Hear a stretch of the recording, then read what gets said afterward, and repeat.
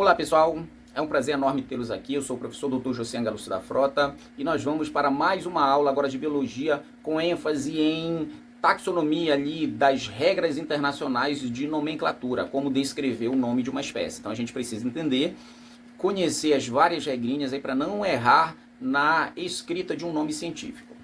Então existem aí centenas de regras, nós vamos conhecer algumas aí, as principais. Todas essas regras elas surgiram para uniformizar os nomes científicos. Senão, cada um cria um nome científico, como existe aí popularmente o nome de determinados animais em seus países. Tá? Então, o objetivo dessas regrinhas é uniformizar. Então, todo mundo, em qualquer país, ele vai chamar um determinado ser vivo por aquele nome.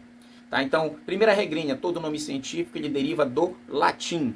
Tá? Essa foi a língua escolhida há algumas décadas atrás para poder criar os nomes científicos. Há muitos e muitos anos podia ser tirado do grego, hoje a gente só usa o latim. É proibido mexer no latim, por isso que normalmente a gente ouve falar que o latim é uma língua morta, porque não pode mais mexer, como teve, por exemplo, a reforma ortográfica em 2008 aqui do Brasil. Então, outra regrinha é que o nome científico ele é formado por duas palavras. Tá? A primeira palavra é o gênero e a segunda palavra é o termo específico. O gênero ele tem que ser escrito com a primeira letra em maiúsculo e o termo específico obrigatoriamente com a primeira letra em minúsculo. Outra regrinha seria destacar. Todos os nomes científicos eles são destacados, ou você sublinha, ou você coloca em negrito, ou você coloca em itálico. As categorias taxonômicas como reino, filo, classe, ordem, família, gênero e espécie, nós já estudamos isso em um outro vídeo.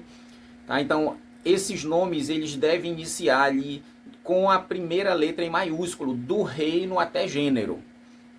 Existe ainda alguns nomes que vão aparecer com 3 palavras. Tá? 3 palavras destacadas. Esse nome ele faz referência a uma subespécie. A primeira palavra é o gênero, a segunda é o termo específico, que começa com letra minúscula, e o terceiro nome é o termo subespecífico, que também começa com letra minúscula. Toda vez que você identificar uma palavra que termina com o sufixo idae, você está vendo uma palavra que faz referência a uma família. Tá? Por exemplo, canidae. Você vai escrever, mas você vai ler canide. Felidae, felide. Tá? Então, para a família dos animais, a terminação é idae.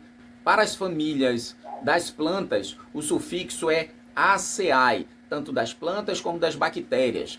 O sufixo é aceae. Por exemplo, Espiroquetaceae, tá? Mas você vai ler Espiroquetaceae.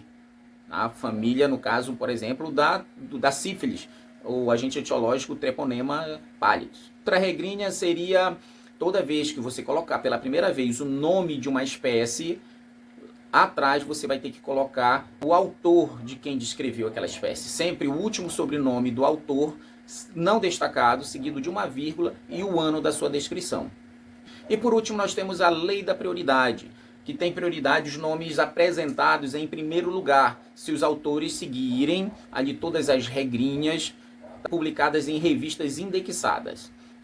Pessoal, são essas as principais regras que eu queria passar para vocês.